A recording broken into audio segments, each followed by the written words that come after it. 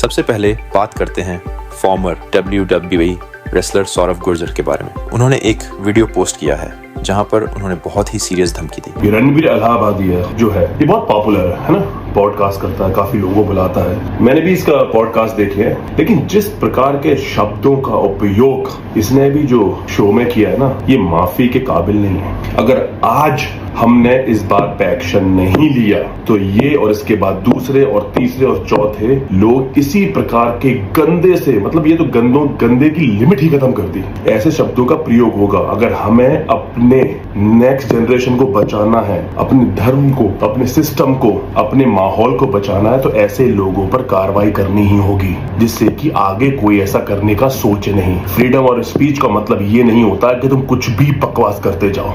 मेरा निवेदन है महाराष्ट्र गवर्नमेंट से, सेंट्रल गवर्नमेंट से, हर एक उस इंसान से जिसने ये सुना है कि इसने कितने गंदे शब्दों का प्रयोग किए। माँ बाप, यार मुझे तो ये समझ नहीं आ रही कि इतना बेशरम आदमी अपने माँ बाप से नजरें कैसे मिलाएगा। और मुझे इतना गुस्सा है ना कि मैं बता दूं आपको, मैं इस प्रकार के शब्दों का उपयोग नहीं करता, लेकिन कहीं भी मुंबई में किसी पार्टी में, किसी शो में या कहीं भी अगर मेरी मुलाकात इस व्यक्ति से सीधा हो गई ना, तो इसको ना तो इसकी सिक्योरिटी बचा पाएगी और ना कोई दुनिया की ताकत। यार बेशरम आदमी, शर्म कर थोड़ी सी यार। साथ ही बागेश्वर धाम बाबा का एक पॉडकास्ट भी सामने आया है जो शुभांकर मिश्रा के चैनल पर रिलीज हुआ था। इसमें उनसे इंडियाज गॉट लैटेंट की कंट्रोवर्सी को लेकर सवाल किया गया था और उन्होंने कहा कि इन जैसे लोगों को साफ कर देना चाहिए। उन्होंने नॉर्थ कोरिया के किम जोंग का जिक्र करते हुए कहा, मुझे कोविड के समय किम जोंग बहुत पसंद आया था। उसने कहा था कि जिसे कोविड होगा उसे मार दिया जाएगा। वैसे ही अगर कोई बार बार सनातन धर्म का मजाक उड़ा रहा है तो उसे भी साफ कर देना चाहिए। अब बात करते हैं रणवीर अलाहाबादिया रूमर्ड गर्लफ्रेंड निकी शर्मा की। एक्ट्रेस निकी शर्मा ने एक क्रिप्टिक इंस्टाग्राम पोस्ट डाली है। बता दूं, बहुत सारी रिपोर्ट्स आ रही हैं कि रणवीर और निकी डेट कर रहे थे।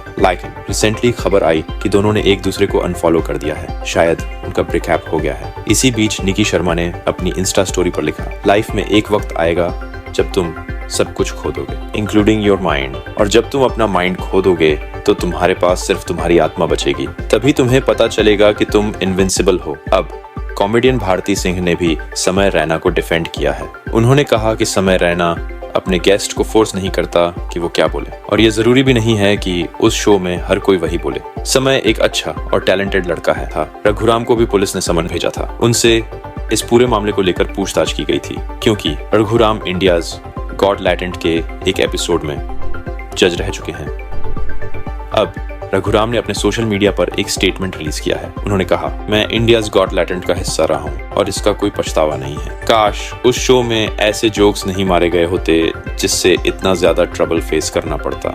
समय रैना और बाकी लोगों के लिए एक शो में पेइंग ऑडियंस की संवेदनशीलता यूट्यूब ऑडियंस से अलग हो सकती है। अगर मैं होता तो उस एपिसोड से कुछ जोक्स हटा देता, लेकिन ये मेकर्स का फैसला होता है कि क्या रखना है और क्या नहीं। मैं मानता हूँ कि वे अपनी जिम्मेदारी हल्के में नहीं लेते। फ्रीडम ऑफ स्पीच बेमानी है अगर उसमें ऑफेंड करने की आज़ादी ना हो। अक्सर लोग बिना किसी इरादे के भी आहत हो जाते हैं, लेकिन अगर मैंने सच में किसी को दुख पहुंचाया है तो मैं माफ़ी चाहता हूँ।